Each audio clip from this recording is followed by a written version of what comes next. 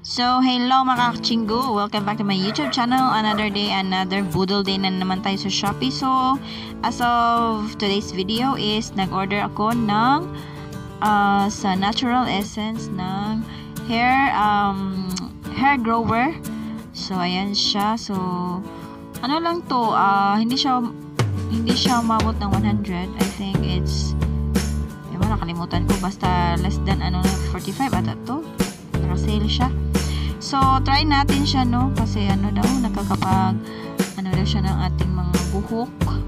So, yung ating mga baby hair, nakapag-grow daw siya. Tapos, nilalagay ko din siya sa kilay. So, next video is magre-review tayo kung ano ba siya effective. So, ano pala yan? Ginger yung kanyang amoy. So, ayan. So, thank you for watching and then see you on my next video.